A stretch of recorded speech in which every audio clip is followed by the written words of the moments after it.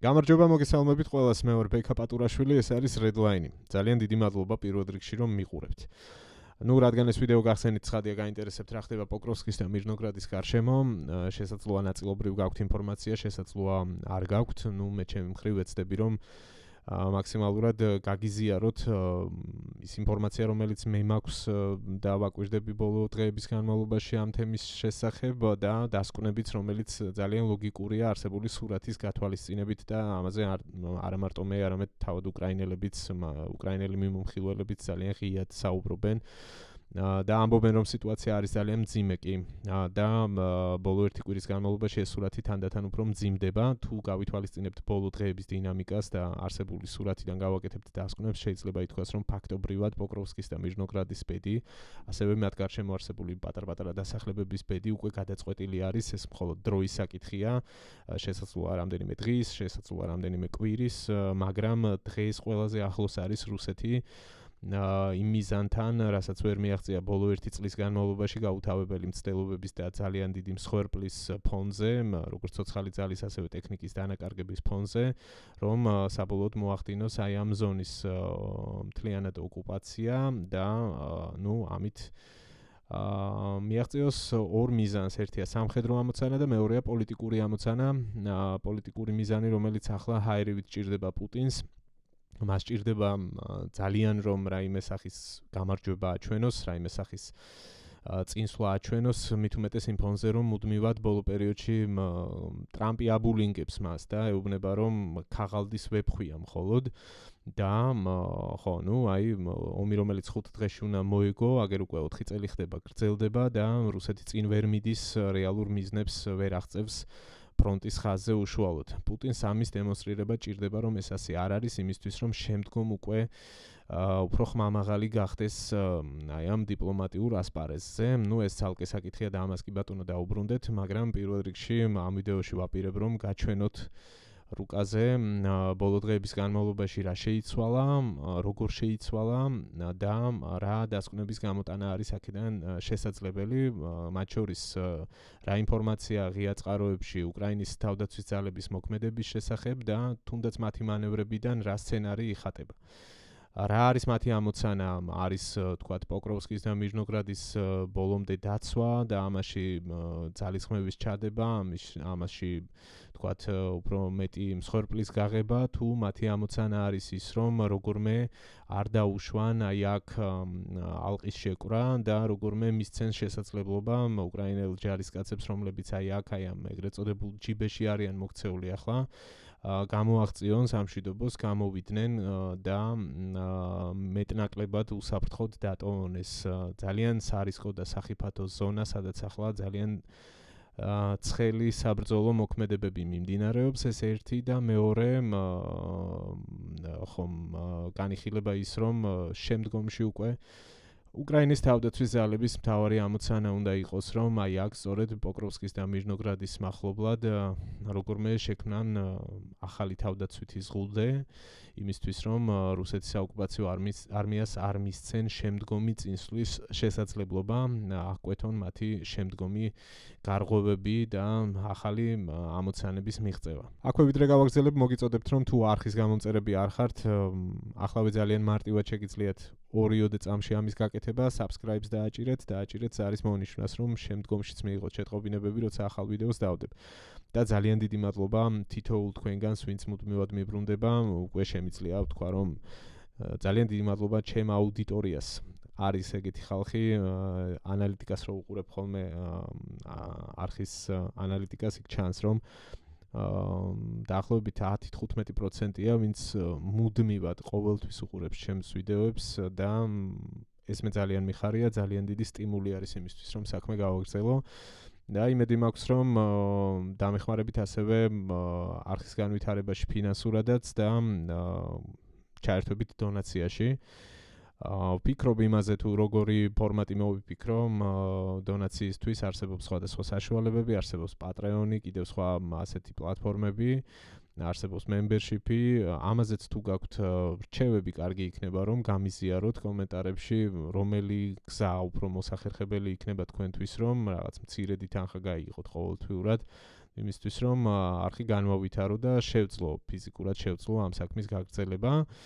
ხო, ეგ ძალიან კარგი იქნება. მანამდე პრინციპში ვიდრე რაღაც ახალ პლატფორმას დავამატებ დონაციისთვის, ანგარიშის ნომერი მითითებული არის აღწერაში, ვიდეოს აღწერაში და შეგიძლიათ რომ ამ გზით ჩაერთოთ დონაციაში. კარგი, დაუბრუნდეთ საქმეს და ვნახოთ რუკაზე რა შეიცვალა ბოლო დღეების განმავლობაში პოკროვსკის და მიჟნოგრადის გარშემო. ეს არის 8 ნოემბრის მონაცემი, 8 ნოემბერს განახლდა ბოლოს Deep State-ის წყაროზე ეს მონიშნები და დააკვირდით როგორც შეტევის მიმართულებებს, ასევე წითელ მონიშნებს, რომელიც არის რუსეთის კონტროლის ზონა და დააკვირდით ასევე მნიშვნელოვანია ნაცრისფერი ზონა. ნაცრისფერი ზონა, რომელიც ნიშნავს, რომ აქ არავის არ აქვს ცალსახად კონტროლი, თუმცა აქ მიმდინარეობს საბრძოლო მოქმედებები, როგორც ქვეითების ჩართულობით, ასევე დრონებით. ცხადია, დრონებიც რაც არის გამსაზღვრელი, მთავარი გამსაზღვრელი აი ამ საბრძოლო მოქმედებებში, თანამედროვე საბრძოლო მოქმედებებში და ეს არაერთხელ გვითქვამს და აქვე საგულისხმო არის, რომ დრონების მოქმედება არ მოიცავს მხოლოდ ნაცრისფერ ზონას, ეს ყველაფერი მნიშვნელოვანი არის ასევე აი ამ კორიდორის კონტროლის თვალსაზრისით, რომელიც თანდათან უფრო ვიწროვდება და ეს არის უფრო და უფრო სახიფათო თავად უკრაინული წყაროები წერენ იმასთან დაკავშირებით, რომ აქ მომარაგება გადაადგილება დღითი დღე უფრო რთულდება და ეს არის ახლა მთავარი საზრუნავი უკრაინის არმიისთვის, რომ როგორმე ამ კორიდორის უსაფრთხოება უზრუნველყოს. ამას კიდევ მოგვიანებით უფრო დეტალურად დაუბრუნდები, მანამდე ვნახოთ ცვლილებები, როგორც თქვით. აქ საგულისხმო არის, რომ განსაკუთრებით სწრაფად სიტუაცია იცვლება 28 ოქტომბრის შემდეგ. მოდი გადავიდეთ უკან და თანმიმდევრულად ვნახოთ დღითი დღე როგორ იცვლებოდა სურათი. აი ეს არის 28 ნოემბრის მონაცემი უკვე, როგორც ხედავთ, აბსოლუტურად განსხვავებულია ვიდრე 8 ნოემბრის მონაცემი და ნახეთ როგორ იცვლებოდა სურათი. ესე იგი 29-ში აი აქ მნიშვნელოვნად გაფართოვდა ნაცრისფერი ზონა. გააქტიურდა შეტევა და გააქტიურდა არამხოლოდ პოკროვსკის სამხრეთით, არამედ მნიშვნელოვანია მიჟნოგრადის მიმართულებაც, სადაც ჩრდილოეთი მხრიდან წამოვიდა რუსების კიდევ ერთი შეტევის ხაზი. ხედავთ ხო, როგორ გაიზარდა. ამავდროულად წამოვიდა აქ მიჟნოგრადის აღმოსავლეთ ნაწილიდან უფრო მეტი ინტენსივობა, გაიზარდა ნაცრისფერი ზონა და რა ხდება შემდეგ დღეებში. 30-ში აი აქ უკვე მნიშვნელოვანი ნახტომი აქვთ რუს სამხედროებს პოკროვსკის სამხრეთ-დასავლეთით, 31-ში კი ბატონო 31-ში აი აქ ხო, გარდა იმისა, რომ არის პოკროვსკში წინსვლა რუსების და ახალი მიმართულება ჩნდება, ერთი საინტერესო დეტალია. აი აქ მიჟნოგრადის ჩრდილოეთ ნაწილში, რომ 30-ში მათი წინსვლა უფრო დიდი იყო კრასნი ლიმანთან, აი ამ დასახლებასთან, რომელიც ძალიან დიდი მნიშვნელობის არის როდინსკესთან ერთად, აი ამ ორ დასახლებას ახლა გადამწყვეტი მნიშვნელობა აქვს, რომ აქ არ მოხდეს ამ კორიდორის დავიწროება და საბოლოოდ ჩაკეტვა და უკრაინელები განსაკუთრებულ აქცენტს ახლა აი ამ ზონებზე აკეთებენ. 30-ში მოკლედ აქ ასეთი მომენტი იყო, რომ უკან დაახევინეს 31-ში და შეიცვალა სურათი, ხო, ესაც მნიშვნელოვანი დეტალი არის, მაგრამ ეს სიტუაცია თან ყოველდღიურად იცვლება. ყოველდღიურად უფრო და უფრო განსხვავებულ სურათს ხედავთ. მოკლედ ნოემბრის დასაწყისი ასეთი გვაქვს. ნოემბრის 2 რიცხვი და აქ უკვე პოკროვსკის სიღრმეში ვითარდება შეტევა. ნახეთ ხო, რამხელა ნახტომი არის, მთლიანად დაფარეს ეს ზონა და წინ გაიჭრა აქ ეს მიმართულება შეტევის, რაც ნამდვილად დიდი განმასხვავებელი ფაქტორი არის და ეს მიმართულება ამჟამადაც აქტიურია. შემდეგ უკვე 3 რიცხვის ბოლოსთვის კიდევ მეტი წინსვლა, როგორც დასავლეთით, ასევე ჩრდილოეთ ნაწილში პოკროვსკის, როგორც ხედავთ და აქ უკვე ხო, აი 4 რიცხვის ეს ცვლილებაც ძალიან თვალშისაცემია მიჟნოგრადის მიმართულებით, ხო? აი აქ რამხელა შეტევის ხაზი წამოვიდა მოსკოვსკეს მიმართულებით, აი ამ დასახლების მხარეს. 5 რიცხვი, 6-ში კიდევ უფრო მეტად ახალი მიმართულებები ჩნდება და 7-8. აი ეს არის ბოლო განახლება, როგორც გითხარით, საბოლოოდ, რომელიც კრავს აი ამ სურათს. ცალსახად ეს ყველაფერი მიანიშნებს იმაზე, რომ სიტუაცია უკრაინელებისთვის არ არის სახარბიელო. არ ვიცი რა შეიძლება მოხდეს, რაღაცა სასწაული უნდა მოხდეს, რომ აქ მათ სასარგებლოდ შემოbrunდეს სურათი თუ აი ამ დინამიკას და აი ამ ტემპს გავითვალისწინებთ რუსების შეტევების. ხო, ნუ არსებობს ცხადია პოზიტიური გამოცდილებაც, არც ისე შორეულ წარსულს თუ გავიხსენებთ, მიმდინარე წლის ზაფხულის კამპანია აგვისტოს მეორე ნახევარში აქ იყო ძალიან დიდი გარღვევა, 12 კილომეტრიანი გარღვევა სულ რამდენიმე დღეში რუსი სამხედროების მხრიდან. არანაკლებ სახიფათო მიმართულებით დობროპილიას მხარეს, სადაც არის ერთ-ერთი მთავარი თავდაცვითი ხაზი, უკრაინის თავდაცვითი ხაზი. თუმცა მას შემდეგ ვნახეთ ჩვენ, რომ სურათი აქ მნიშვნელოვნად შეიცვალა, ხო? მეთოდურად უკრაინელებმა დაჩეხეს ეს შეტევა.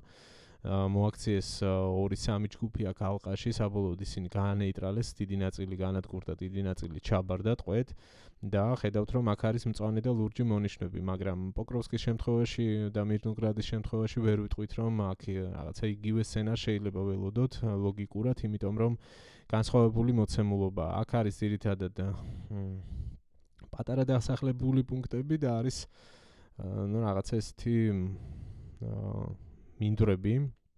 თუმცა პოკროვსკის შემთხვევაში სხვანაირად არის საქმე, აქ არის შერეული ზონა, მჭიდრო დასახლებული, ასევე ინდუსტრიული ზონა ნაწილობრივ, იგივე არის მირნოგრადთან მიმართებით, რაც სიტუაციას მნიშვნელოვნად ცვლის.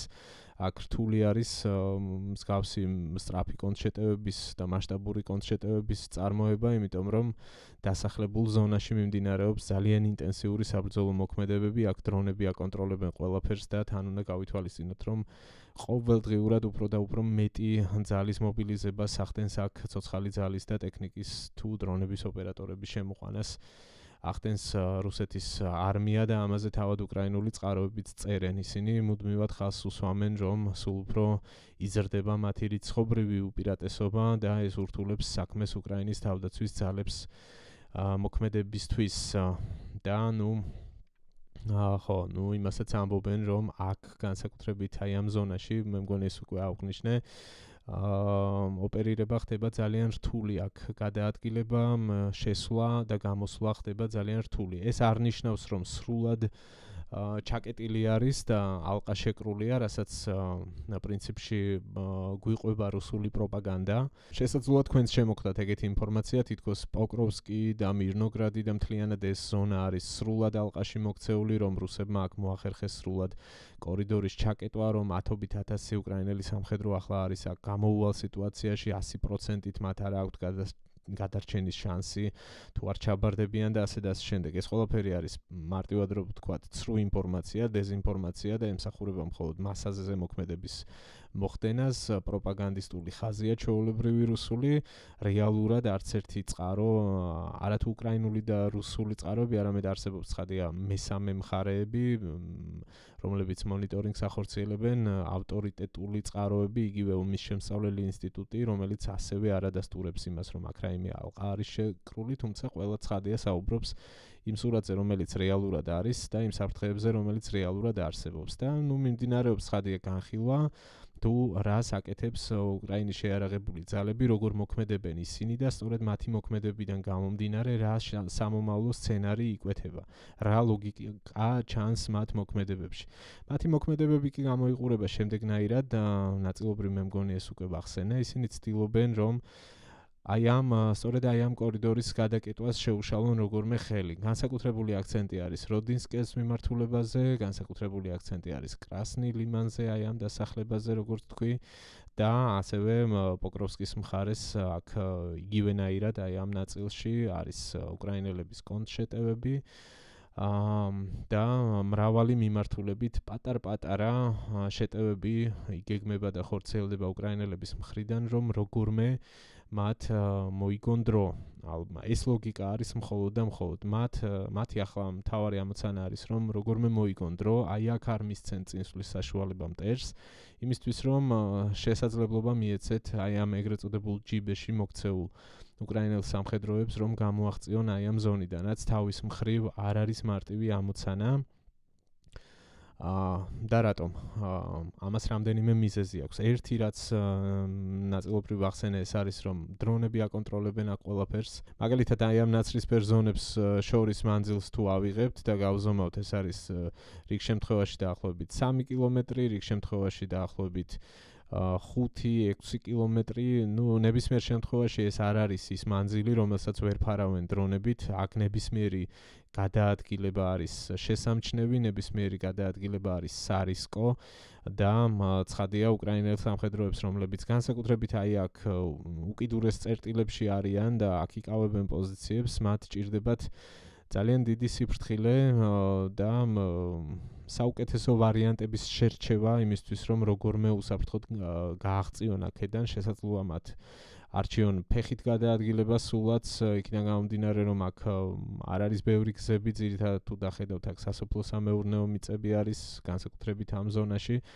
ან შესაძლოა რაიმე მსუბუქი ტრანსპორტით თუ ასეთი ყავთ, ნებისმიერ შემთხვევაში მათ ძალიან დიდი რისკის ფასად მოუწევთ გადაადგილება უკან დახევის შემთხვევაში. უკან დახევა არ არის ამ სიტუაციაში მარტივი ამოცანა და ამ ყველაფერს დაჭირდება დრო და ეს დრო უნდა მოიგონ სწორედ აი აქ, აი ამ დერეფანში, რომელზეც ვსაუბრობთ და ამას აკეთებენ სწორედ უკრაინელი სამხედროები. კიდევ ერთხელ ვიტყვი, რომ მათი ქმედებებიდან არანაირად არ იკვეთება იმის მცდელობა, რომ ახლა რაღაც ამბიცია იქონიონ ამხელა დასახლებულ ზონებში სრულად წმენდა ჩაატარონ და სრულად აღადგინონ კვლავ კონტროლი პირობითად პოკროვსკზე, სადაც ძალიან ბევრი რუსი სამხედრო არის უკვე შეჟონილი და ეს პროცესი დღითიდღე უფრო ფართოვდება და ცხადია უკვე ვთქვი, რომ აქ დასახლებული ზონა და არსებული სურათი ძალიან ართულებს ამოცანას, რომ აქ წმენდა ეფექტურად განხორციელდეს. ნუ თუ რაღაც სასწაული დიდი რაოდენობით დამატებითი ძალების მობილიზება არ მოხდა და ბალანსის დაჭერა, რაოდენობრივი ბალანსის დაჭერა რუსების შემოყვანილ ძალებთან მიმართებით. ახლანდელ შედარებებს თუ ავიღებთ, საშუალოდ 1/5-ზე მოდის რაოდენობრივად რუსი სამხედროები უკრაინელებთან შედარებით.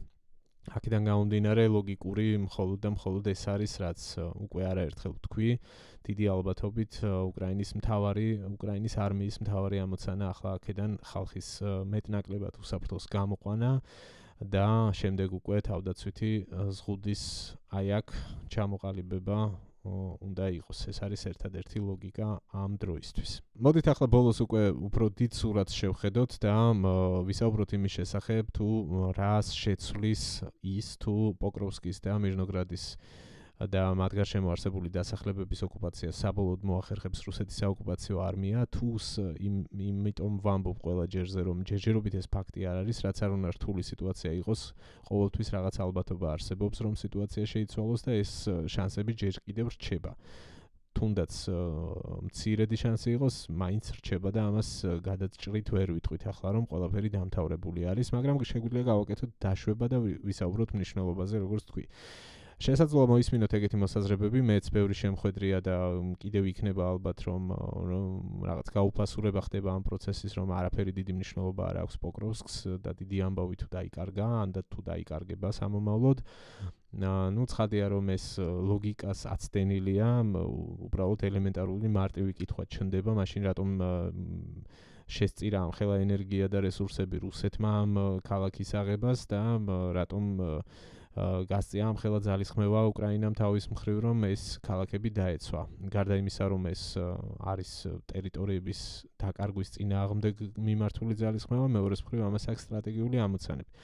იქიდან გამომდინარე, რომ პოკროვსკიდან ხდება დაკავშირება, აქ გადის მნიშვნელოვანი გზები, გადის რკინიგზა, კავშირებია სხვადასხვა ოლქების მიმართულებით, ზაპოროჟიე, დნეპროპეტროვსკი, თავისთავად დონეცკის ჭრილში თუ ვიტყვით, პოკროვსკს აქვს სტრატეგიული მნიშვნელობა დონეცკის უსაფრთხოების ნაწილშიც და იმ შემთხვევაში თუ საბოლოოდ გაწითელდება ეს ზონა და მოხდება მისი ოკუპაცია სრულად, შესაძლოა ახალი შეტევები ვიხილოთ და ეს ძალიან ლოგიკურია, იგივე შესაძლოა და ამაზე მიდის საუბარი უკვე, რომ მათ ჰქონდეთ მცდელობები იგივე დობროპილიას მიმართულებით ხელახალი, ზაფხულის აი ამ ჩავარდნილი კამპანიის და ჩავარდნილი გარღვევის შემდეგ ხელახლად სადონ აქ უკრაინის მნიშვნელოვანი თავდაცვითი ზღუდის გარღვევა, ამას ემატება კონსტანტინივკას მიმართულება, სადაც ასევე შეეცდებიან წნეხის გაზრდას და საბოლოო ჯამში რუსეთის არმიის ამოცანა უშუალოდ დონეცკში არის აი ამ ზონის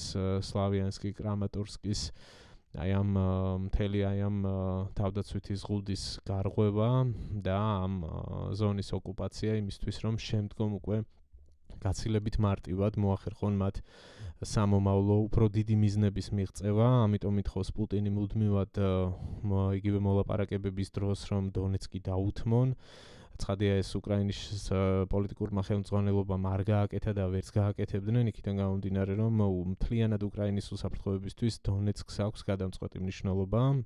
დიდ სურათში ნამდვილად ეს ასე არის, იმიტომ რომ აქ არის ყველაზე კარგად გამაგრებული თავდაცვითი ხაზი და პოკროვსკის დაკარგვა, აქ სიტუაციას ვერანაირად ვერ გააუმჯობესებს, ცხადია, ხო, თუ არ შეასუსტებს და თუ უფრო მეტ შესაძლებლობებს არ მისცემს საოკუპაციო არმიას. თუმცა,